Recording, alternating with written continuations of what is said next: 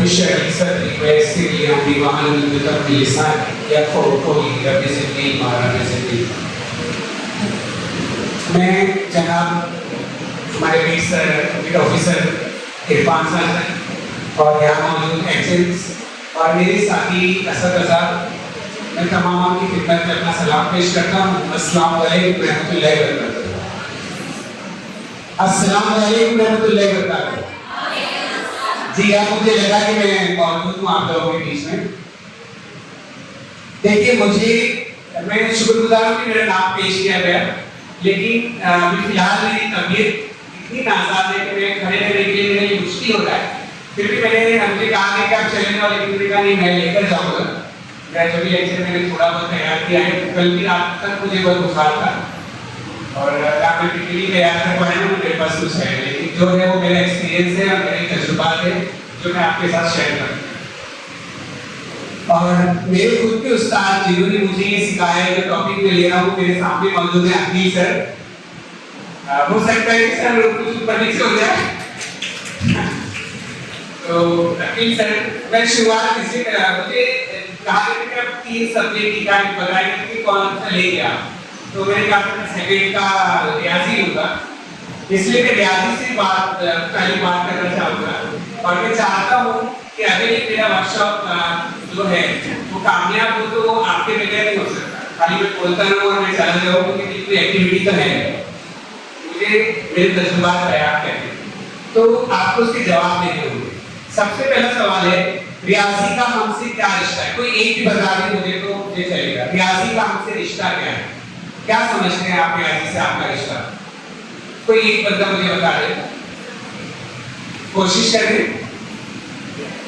Aqeel sir ना कहें, बस अकील सर को इजाजत दें। माफी चाहता हूँ। रियाजी से हमारा रिश्ता क्या है? जी डेली लाइफ में, रोजमर्रा की जिंदगी में हर कदम पे हम रियाजी का हमारा साबका पड़ता ही है।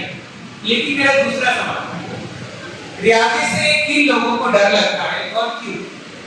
रियाजी से किन लोगों को डर लगता है और क्यों? रियाजी से किन लोगों को डर लगता है और क्यों? प्लीज आप अपने स्टूडेंट का भी बता सकते हैं, अपने बारे में बता सकते हैं। आप कभी स्टूडेंट रहे होंगे, वो अपने तजुर्बात भी शेयर कर सकते हैं। कोई है जवाब देने वाला? रियाजी से किन लोगों को डर लगता है और क्यों? मैंने तो जवाब इतने सारे जवाब आएंगे कि मुझे लगेगा कि मैं लेक्चर को लेकर जाऊँ। प्लीज कोई एक तो बोलिए। आर्ट्स वालों को डर लगता है, आर्ट्स वालों को। आप स्कूल लेवल पे बात करें तो बेहतर है। अभी आप फिलहाल प्राइमरी के टीचर हैं, इसलिए हम 10th तक ले लेते हैं। स्कूल लाइफ की बात करते हैं। चलिए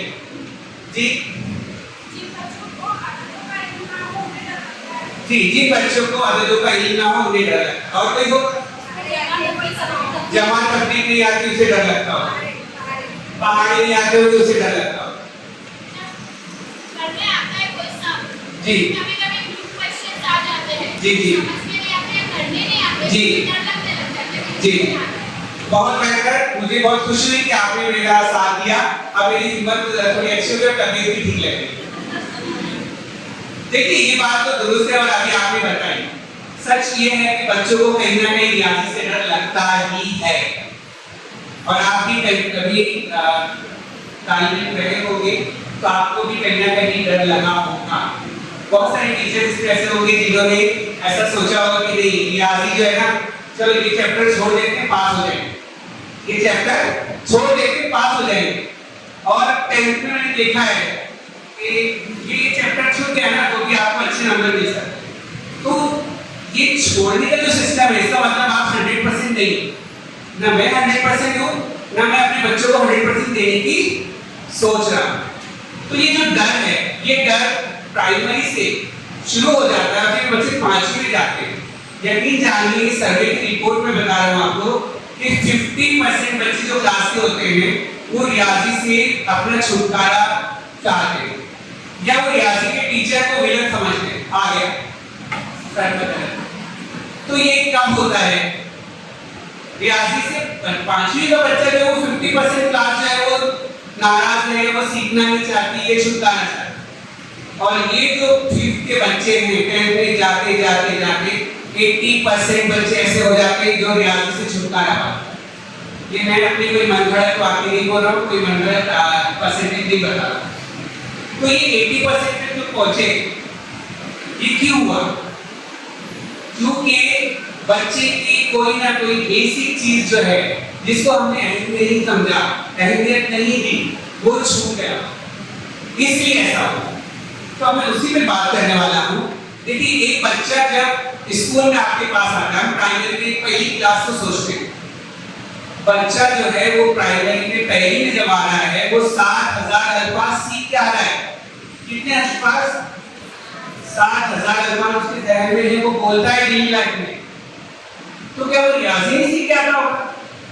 वो बेहतर जानता है अपने वालिद से, अपनी वालिदा से, खासकर से माँ की गोद, पहला स्कूल, ये तो सभी जानते हैं।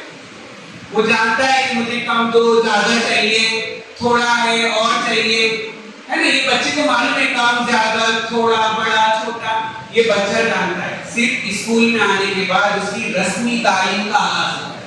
हम सिर्फ उसको शक्लें बताते, उसे शक्लों से वाकिफ करते। वो जानता है छोटा, बड़ा, गरम, ठंडा, सब जानता है। अम्मी जानता है, अब्बू जानता है, बोलता है, अम्मी को अम्मी बोलता है, अब्बू को अब्बू बोलता है, भाई को भाई बोलता है, सब जानता है।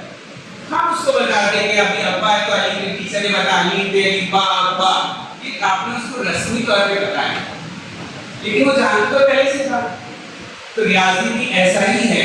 मेरा जो टॉपिक है बस यही है, और मेरा जो मकसद है आपके सामने बोलने का, मेरे टारगेट पे वो बच्चे हैं जो क्लास में हम जिनको ऐसा समझते हैं कि ये नाकारा है या इनको आता ही नहीं है, ये सीखते ही नहीं है, हम थक गए हैं इस बातें सिखाते, वो बच्चे जो बिल्कुल बोलते हैं ना 3rd डिग्री से भी नीचे, औसत तो बहुत अच्छे हो गए, जो आप जिसको एकदम ही क्लास में बेगुजरा समझते हैं, अगर जो मैंने आपको बताया, जो टेक्निक्स में आप बताने जा रहा हूँ, वो अगर आपने फॉलो किए तो यकीन जानिए कि रियाजी से उनकी दिलचस्पी बढ़ेगी। रियाजी से अगर दिलचस्पी बढ़ती है तो रियाजी का टीचर भी उनको हीरो लगने लगता है, और रियाजी एक खेल लगने लगता है। वाकई में रियाजी एक खेल है।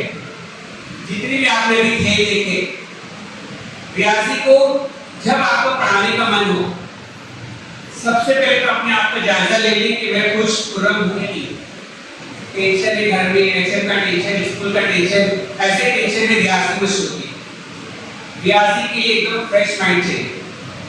खुश आप रहेंगे, खुशी से पढ़ाएंगे, तो वो रियाजी भी जो है ना बच्चों के लिए ऐसा मजबूत हो जाएगा। आप अगर इतनी रहेंगे क्लास में, सर रियाजी पढ़ाओ, रियाजी पढ़ाओ, रियाजी पढ़ाओ, ऐसा बोलने लगे, तो ऐसे बच्चों को आपको तैयार करना होगा। उसके लिए शर्त ये है कि हम खुद तैयार करें। मैं हो सकता है कि मेरे से कोई अल्फाज अगर हो जाए तो मैं मौसम चाहता हूँ, लेकिन प्लीज आपके बात को जहन में रखें। और जितने भी सर्वे होते हैं, अभी एग्जाम होते हैं नास के, स्लेट्स के और असल के, इनसे रिपोर्ट आती है कि हमारा महाराष्ट्र जो है वो रियाजी में सबसे पीछे या तकरीबन बहुत पीछे।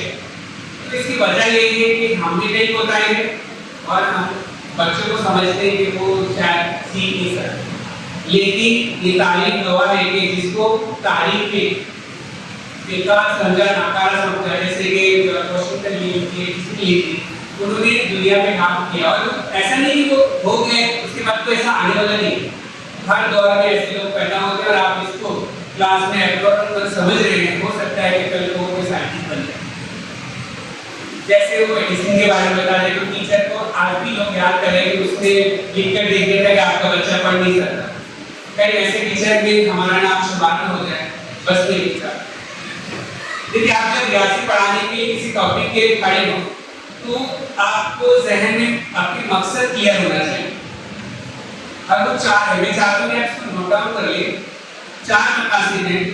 ये 4 मकसद अगर आपने नोट डाउन किए और जो आगे बताने जा रहा हूँ मैं वो भी इंशाल्लाह, तो आपके लिए रियाजी थोड़ा सा आसान हो जाएगा पढ़ाना। पहला तो रियाजी की बुनियादी सतहों को फरोग देना। पहला क्या है आपका? रियाजी की बुनियादी सतहों को फरोग देना। जब तक आप रियाजी की बुनियादी सतहों को फरोग नहीं देंगे तब तक कि आप सेकंड स्टेप पे जाएंगे और तस्वुरात को वाज़ा करना। कोई भी कॉन्सेप्ट आप पढ़ा रहे हैं, जब तक उसकी तस्वुरात क्लियर नहीं होते तब तक आप दूसरा टॉपिक आप शुरू मत कीजिए। और तस्वुरात क्लियर हो गए तो आगे जो आप पढ़ाने जा रहे हो आपके लिए आसान हो। एक बार अगर आपका एक स्टेप टूट गया, सीढ़ी पे चढ़ना है, पहला आप टूट गया, दूसरे पे कदम रखते जाने को टूट गया, तो फिर वो बच्चे के लिए ऊपर चढ़ना है, तरक्की करना मुश्किल हो जाता है। और जाके वो साइंस भी लेता है 10 के बाद, तो वो ऑप्शन में रखते हैं या तो मैथमेटिक्स नहीं चाहिए।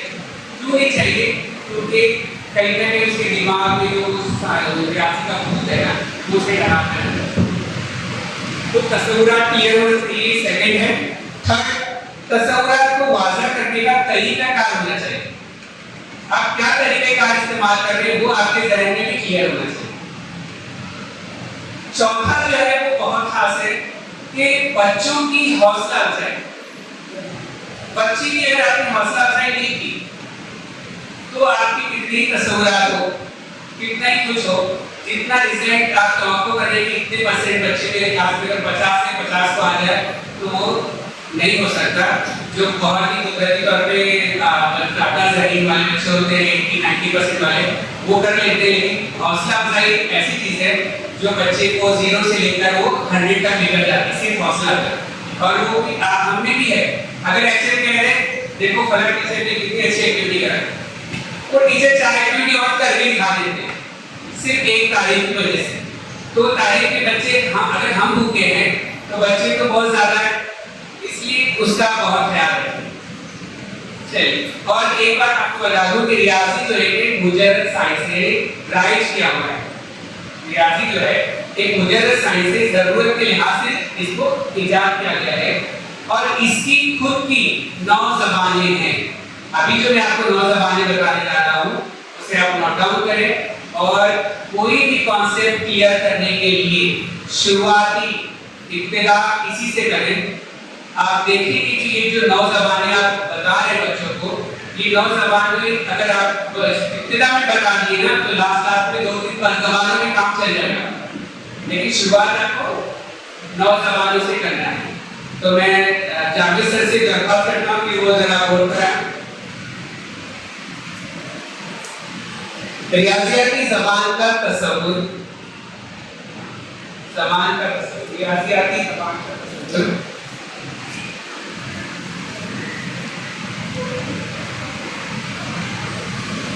इसको आप लिख लें।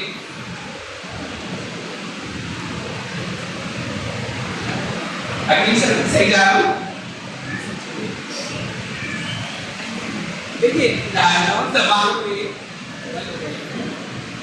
हेलो, 9 ज़बानों में सबसे पहली स्टेप जो है वो चीजों की ज़बान। लिखिए आप इसको, चीजों की ज़बान, चीजों की ज़बान। अब अगर आप चीजों की ज़बान बताना चाहते हैं, कोई अदद से आप बच्चे को मुतारिफ करवाना चाहते हैं या उसको बताना चाहते हैं तो वो चीजें बताएं। जैसे मैं आपके लिए भी भर के लाया हूं। अभी मेरे पास देखिए, मैं 5 का तस्वीर क्लियर करना चाहता हूं और मैं 9 ज़बानों को एक के बाद एक आपके सामने पेश करके दिखाऊंगा। तो बच्चे को मैं अभी 5 से वाकिफ करवाने वाला हूं। तो मैं वो लिखूंगा, देखो, 1 पेन, 1 और 1 2 पेन, 2 और 1 3 पेन, 3 और 1 4 पेन, 4 और 1 5। मेरे पास कितने पेन हैं? 5। अगर आपने डायरेक्ट ऐसा किया तो भी बच्चे कंफ्यूज होते हैं, 1 पेन और ये 2 पेन। बच्चे को लगता है कि ये कलर का जो पेन था सर ने इसको 2 बोले, ये 2 है, ये 2 नहीं है। अगर मैं इसको उठाते हुए किसको 2 बोल दिया तो बच्चा सोचेगा ये पेन का नाम 2 है। ऐसा नहीं, हम बिल्कुल इब्तिदा से कर रहे हैं। तो आप बच्चे को ये बताएं कि 1 पेन, 1 और 1 2 पेन, 1 और या तो 3 पेन, इस तरह से चीजों की ज़बान। तो सर आगे लिखिए 5, अच्छा 5 लिखते हैं, मैं 5 का कर सकते हो, 5 पेन। यहाँ से पेंसिलें लिख रहे हैं, मेरे पास फिलहाल पेन था तो मैंने पेन बता दिया आपको। इसके बाद पहले तो हमने चीजें बता दी। अब जो क्लास में मौजूद चीजें हैं आप उनका इस्तेमाल कर सकते हैं। किताबें हैं, कॉपियां हैं, पेंसिलें हैं, रबर है, सारी जो आपकी जो टीचिंग एड्स है वो ज्यादातर आपको कमरे जमात में मिल जाती है। तो उसका इस्तेमाल करके पहले आप चीजों की जबान से वो लफ्ज वो जो अदर है उसको मुताबिक करें। सेकंड, उंगलियों की जबान, ये बहुत इंपॉर्टेंट है। सेकंड नंबर उंगलियों की जबान। और एक बात ध्यान में रखिए, जब टीचर जो है बच्चे को उंगलियां बताता है तो उसका हाथ ऐसे नहीं बल्कि ऐसे होना चाहिए। अब उसको वो उंगलियां बताना है, अगर दो बताना है तो वो इधर से शुरू करे, इधर से या इधर से भी करना चाहे। एक है या एक और एक दो है, दो और एक तीन है, तीन और एक चार है, चार और एक पांच है, तो पांच उंगलियां बताएं। अगर तीन बतानी है तो अगर मैं ऐसे बताऊं तो बच्चे को दिखने की सर में दो भी मोड़े, तो हाथ इस तरह से कतई न रखें छोटे बच्चों के लिए। तो आपको हाथ इस तरह से रखना है। छोटे बच्चे को जब आप बता रहे हैं तो हाथ आपका इस तरह से ही होना चाहिए। तो ये उंगलियों की जबान हो गई। तो आप पांच उंगलियां बताएंगे, सर पांच उंगलियां। इसके बाद रुपए पैसे की जबान, रुपए पैसे। रुपए पैसे की जबान को चलन की जबान भी कहते हैं। चलन की जबान से निकाली,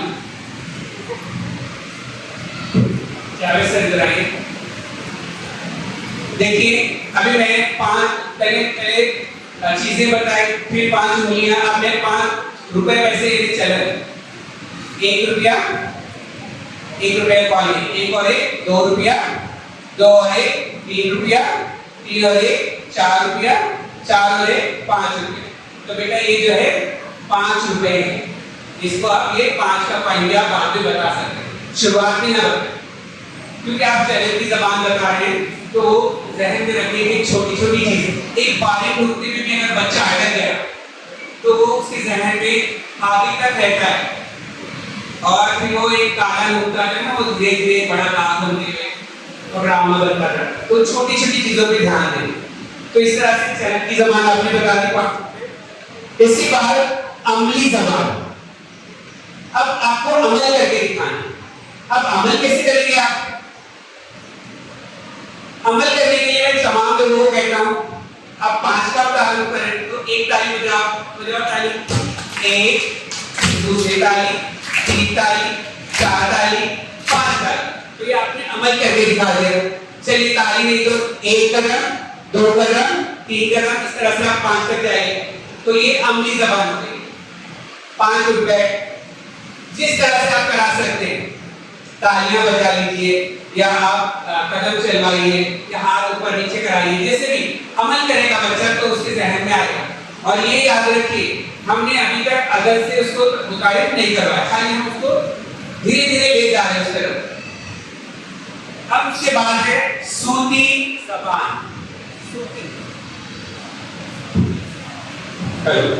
सूती जबान। अब इसमें सूती जबान में आप आवाज का इस्तेमाल करेंगे। अब आवाज में चाहे आप, सॉरी मेरे से थोड़ी सी गलती हो गई, मैं माफी चाहता हूं। अमली जबान में माफी चाहता हूं मैं। अमली जबान में जैसे कि यहाँ पर 2 कदम तो ठीक था, अमली जबान 2 आपके छलांगे लगा सकते हैं बच्चे उस तरह से। और जो सूती जबान है उसमें तालियां, आवाज क्रिएट हो रही है, सूती जबान, तो उसमें वो तालियां बजा सकता है। अगर आपके पास सीटी है तो आप सीटी के तरीके कर सकते हैं, या किसी तरीके से किसी चीज से जैसे आवाज करके आप क्रिएट कर सकते हैं। तो उस तरह से आप क्रिएट करके आवाज से बताएं। क्लियर? तो आपको ये अमली जबान अमल करके दिखाना है। सूती जबान में आवाज आनी चाहिए।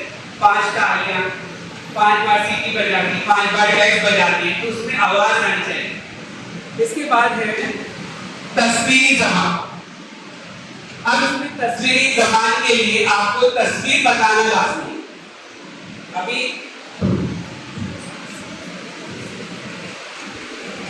मैं आपको बताता हूँ तस्वीर इस तरह से। अभी मोबाइल में फिलहाल तो आप मोबाइल का इस्तेमाल कर रहा हूँ, एक चार्ट ले लीजिए या पेपर, तो तस्वीर बताएंगे, तस्वीरी जबान। किसी भी अदर का आप तारीफ करवा रहे हैं, कभी आप तस्वीर जबान में तस्वीर बता दीजिए, तो इस तरह से तस्वीर से बच्चा मार्किंग होगा। और आप इसमें भी गिनवा लीजिए, एक पेन, एक और एक, 2 पेन, इस तरह से बच्चा गिन लेगा और वो जान लेगा कि तो तस्वीर में 5 पेन है या 5 पेंसिलें हैं या जो चीज आप बताना चाह रहे हो है। इसके बाद जो है वो कहानी की जबान, ये जो मैं बोल रहा हूँ कहानी की जबान, ये बहुत इंपॉर्टेंट है मैथ में और तमाम टीचरों को भी और खासतौर से स्टूडेंट्स को इससे डर लगता है। हम पेपर में भी और किताबों में भी इबारती सवाल से थोड़ा सा दूर रहना चाहते हैं। बच्चे भी इबारती सवाल आता है ना, आसान क्यों ना हो, वो पढ़ते नहीं और पढ़ेंगे तो पढ़ के इसको गलत करते हैं। इस वजह ये है कि आपने उसको कहानी के तरीके से नहीं समझा, हर चीज को कहानी के तरीके से।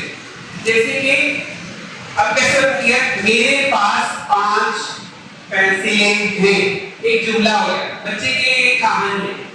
मेरे पास 5 पेंसिलें हैं, मेरे पास 5 किताबें हैं। ये इबारती सवाल की सबसे पेशी तैयारी, कहानी, कहानी का तरीका। आपकी बात को अच्छे से ध्यान करें, कहानी का तरीका आपने जोर दिया इस पे, तो आगे चल के बच्चे के लिए इबारती सवाल कोई मान नहीं रखेंगे। इंशाल्लाह वो कहानी के तरीके से इतना सीख चुका होगा कि कहानी को बहुत बेहतर तरीके से सवाल को हल कर लेगा। इसके बाद वाला तरीका है 8वां, लम्सी जबान। लम्सी जबान, लम्सी जबान जो है इसमें लम्स के मतलब क्या है, महसूस करना या छूना। अब इसमें थोड़ा एहतियात की जरूरत है, ये सबसे थोड़ा सेंसिटिव मामला है, तो थोड़ा एहतियात बहुत ज्यादा जरूरी है। जब आप अभी लफ्ज़ी ज़बान के लिए 1 2 3 4 इस तरह से और 5 इस तरह से आपने इनको 5 बार पीठ पे मारा, ये लफ्ज़ इन्होंने एहसास किया, तो ये गिन के बता सकते हैं, या हाथ में भी आपको ये छू के भी बता सकते हैं, 1 बार छुआ, 2 बार छुआ, 3 बार छुआ, इस तरह से। तो लफ्ज़ करना जरूरी है। और किसी टीचर ने वो भी बताया था, फिट टाइप बताया था, जिसमें वो बच्चा उंगलियां फेंकता है। तो महसूस करना, लफ्ज़ करना वो बहुत जरूरी है, लेकिन इसमें एहतियात का बहुत बड़ा अमल है, ये बात ज़हन में रखें। आखिरी जो है इसके बाद आखिरी है हिंदीसी जबान, आखिरी 9वां नंबर है हिंदीसी जबान। सर बुक चाहिए। इसके बाद है आखिरी में आप बच्चे को बताएंगे, ये है 5, आखिरी 9वां स्टेप हमारा, बच्चे को हम 9 5 से वाकिफ करें। अगर पहला ही आपने 5 से वाकिफ कर दिया तो ये जो हमने 9 तरीके अपनाए ये छूट जाएंगे और उसका जो छोटे से छोटा बारीक कॉन्सेप्ट है ना वो क्लियर नहीं। आखिर में आपको बताना है कि ये है 5, फिर वो चाहे उर्दू में बताइए या वो 5 लिखिए, तो ये उसको समझेगा कि मैंने जितना भी किया ये है 5, इसको बोलते हैं। तो आखिर में आप हिंदी तरीके पे आएंगे, ये बहुत जरूरी है। एक बार रिपीट करता हूँ, चीजों की जबान जिसमें आप चीजों का इस्तेमाल करेंगे, उंगलियों की जबान जिसमें आप उंगलियों का इस्तेमाल करेंगे। आप खुद करिए, फिर बच्चों को बोलिए, बच्चे बहुत एंजॉय करेंगे। फिर रुपए पैसे की जबान, रुपए पैसे हमसे ज्यादा बेहतर बच्चे गिनते हैं। अगली जबान, इसमें कितना एंजॉय करेंगे बच्चे, करेंगे कि नहीं करेंगे? अभी मैं टीचर्स को तो वो नहीं कूदेंगे, लेकिन मैं नहीं बोलूंगा। फिर सूखी जबान, तालियां बजा लिए, टेक्स्ट बजा लिए या आपने सीटी बजा ली, आवाज क्रिएट होना चाहिए उतनी मर्तबा। और तस्वीरी जबान जिसमें आप तस्वीर के जरिए दिखा रहे हैं, कहानी की जबान, लफ्ज़ी जबान और फिर हिंदी शक्ल, ये आखिरी स्टेप है। इतने स्टेप से आपने किसी चीज को क्लियर किया तो इंशाअल्लाह वो बच्चा कभी भी उस चीज को नहीं भूलेगा। और थोड़ी सी शुरुआत कैसी करनी है, बाद में आपकी 9 चीजों की जरूरत नहीं पड़ेगी। कभी कभी आप 9 में से 3 कर लिए, 2 कर लिए, 4 कर लिए, 9 की आपको जरूरत नहीं पड़ेगी। अगर आपने बच्चे को पुख्ता कर दिया तो मेरा ये टॉपिक था आपको कि मैं ये सारी चीजों से वाकिफ कर दूं, तो बहुत ज्यादा शायद मेरा वक्त हुआ नहीं, हो गया चलिए, मुझे आगे भी मेरा वक्त हो चुका है। तो प्लीज मैं जाते जाते आपसे ये बात बता दूं कि कभी कब ऐसा नहीं सोचे जो भी आपकी क्लास में कमजोर बच्चा है या नॉर्मल बच्चा है कि इसको आता नहीं है या इसके अंदर काबिलियत नहीं है, तालीम के कहीं ये बेजार है, ऐसा बिल्कुल भी ना सोचे।